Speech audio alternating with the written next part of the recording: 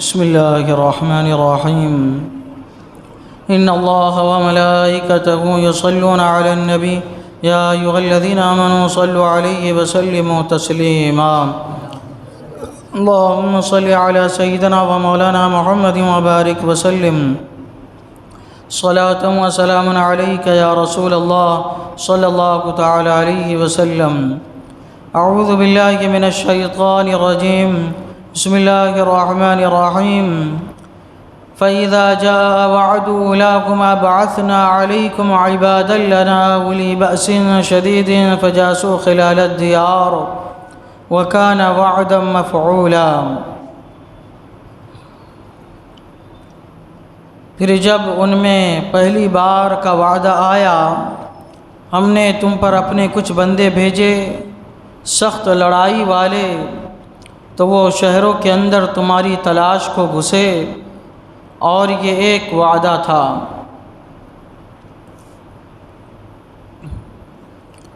بنی اسرائیلیوں نے بڑی سرکشی کی، یہاں تک کہ حضرت شعیب علیہ السلام کو انہوں نے شہید کیا۔ بہت بڑا انہوں نے ظلم کیا تھا۔ نبی کو شہید کر دینا یہ تو بہت جرأت کا کام ہے۔ انہوں نے شہید تو کر دیا، پھر جب اللہ تبارک و تعالیٰ کا وعدہ آیا یعنی عذاب آیا تو سارے کے سارے مار ڈالے گئے، قتل کر دیے گئے۔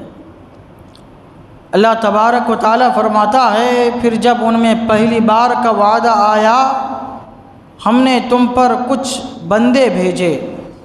اب ان کے اوپر عذاب یہ آسمانی عذاب نہیں آیا کہ زلزلہ آ گیا ہو یا آگ کے شعلے برس رہے ہو یا طوفان آ گیا ہو یا آندھی آ گئی ہو، ایسا کچھ نہیں، بلکہ اللہ تبارک و تعالیٰ نے انسانوں کے ذریعے سے ہی ان کو تہس نہس کر دیا۔ اللہ تعالیٰ فرماتا عباد لنا، ہمارے بندوں کو ہم نے ان پر مسلط کر دیا۔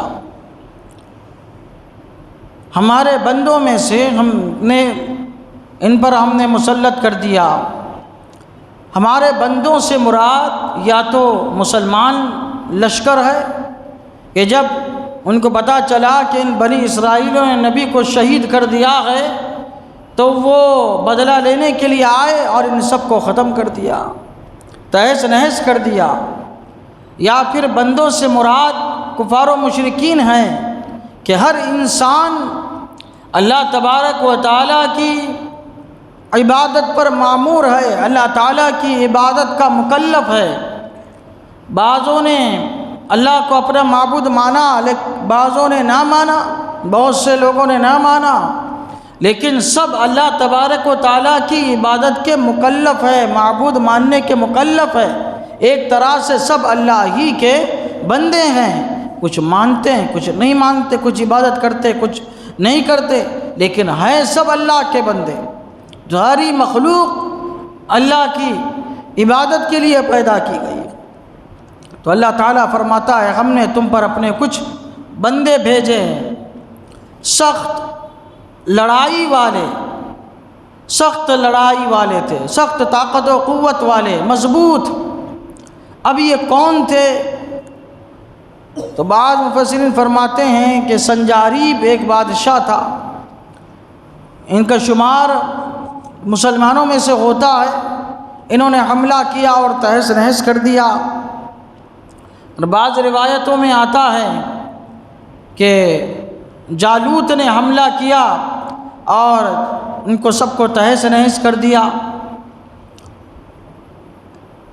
لیکن یہ جو حملہ بنی اسرائیلیوں پہ ہوا تھا یہ مال و دولت طلب کرنے کے لیے نہیں ہوا تھا، اپنی بادشاہت دکھانے کے لیے نہیں ہوا تھا، اور ایک ملک اپنی سلطنت میں داخل کرنے کے لیے نہیں ہوا تھا۔ یہ جس نے حملہ کیا تھا نہ اس نے ان کا مال غنیمت کے طور پہ حاصل کیا، نہ ان کے مردوں کو غلام بنایا، نہ ان کی عورتوں کو باندیاں بنایا، لونڈیاں بنایا، بلکہ ساروں کو گھر میں گھس گھس کر انہوں نے، لشکر والوں نے قتل کر دیا تھا۔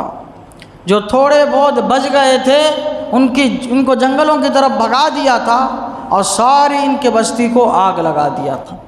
تو پتہ کیا چلا، اس لشکر کا مقصد یہ مال و دولت حاصل کرنا نہیں تھا، غنیمت حاصل کرنا یہ نہیں تھا، بلکہ ان کو ٹھکانہ لگانا مقصد تھا۔ تو یہ گویا کہ اللہ کی طرف سے تھا۔ تو اللہ تعالیٰ فرماتا ہے تو وہ شہروں کے اندر تمہاری تلاش کو گھسے، وَكَانَ وَعْدًا مَفْعُولًا، اور یہ ایک وعدہ تھا، یعنی عذاب کا وعدہ جو کیا گیا تھا، اللہ تبارک و تعالیٰ نے یہ ایک وعدہ جو ہے یہاں پہ پورا فرما دیا۔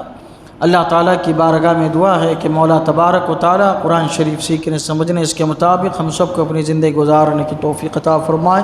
اشہد ان لا الہ الا اللہ واشہد ان محمدا عبدہ ورسولہ، صلی اللہ تعالیٰ علی سیدنا محمد وعلی آلہ وصحبہ اجمعین برحمتک یا رحمۃ۔